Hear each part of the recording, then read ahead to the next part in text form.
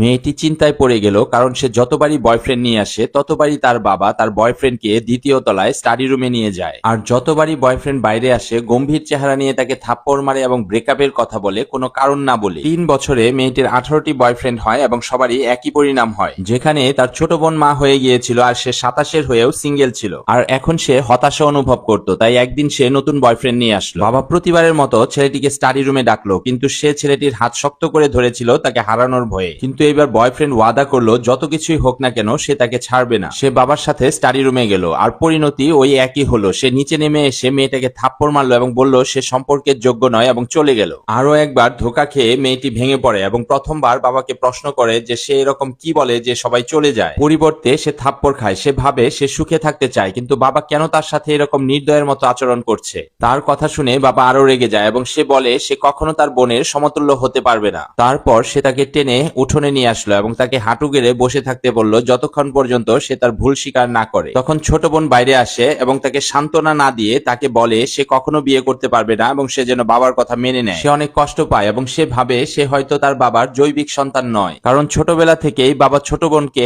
অনেক আদর করত। তাই সে সত্য জানার জন্য প্রাইভেট ডিটেকটিভের সঙ্গে যোগাযোগ করে এবং তার সবচেয়ে ভালো বান্ধবীকে সবকিছু খুলে বলে। সে বলে তার বাবা হয়তো মনে করে সে একজন অবৈধ সন্তান, কিন্তু তার বাবা মার সম্পর্ক তো সবসময় ভালো ছিল, তাই এই কথাটা মিল খায় না। তখন প্রাইভেট ডিটেকটিভ তাকে ফোন করে নিশ্চিত করে যে সে তার পিতার জৈবিক সন্তান। তবুও মেয়েটির দুশ্চিন্তা কমে না। বন্ধুর পরামর্শে সে তার চাচার কাছে সাহায্য চায়। এটা শুনে চাচা অনেক রেগে যায় এবং বলে সে সরাসরি কথা বলবে। তার চাচা তার বাবার কাছে আসে এবং তাকে জিজ্ঞাসা করে সে কেন মেয়েটির জীবন নষ্ট করছে। সে কি চায় যে মেয়েটি একাই মরে যাক? কিন্তু বাবা কিছুই বলে না, তাকে নিয়ে স্টাডি রুমে চলে যায়। মেয়েটির ভয় ছিল যে চাচাও হয়তো অন্যদের মতো বদলে যাবে। সময় খুব আস্তে আস্তে চলছিল এবং তার ভয় বেড়ে যাচ্ছিল। যেমনটি সে ভেবেছিল, চাচা অন্যরকম চেহারা নিয়ে বেরিয়ে আসে এবং মেয়েটিকে অনেক বকাঝকা করে এবং বলে সে বিয়ের যোগ্য নয়। মেয়েটির বিশ্বাস হয় না। চাচা তো তাকে সাহায্য করতে এসেছিল, কিন্তু সেও পাল্টে গেল। তারপর চাচাও তাকে থাপ্পড় মারলো এবং বলে এখন সে নিজে ওকে ঠিক করবে। তখন চাচি চলে আসে এবং বাবা চাচিকেও স্টাডি রুমে নিয়ে যায়। একটু পরে চাচিও চিৎকার করতে থাকে যদি সে বিয়ের চেষ্টা করে তাহলে তার সমস্যা হবে। মেয়েটি ভয়ে কেঁপে ওঠে, কিন্তু এখনো সবচেয়ে খারাপ জিনিসটা বাকি ছিল।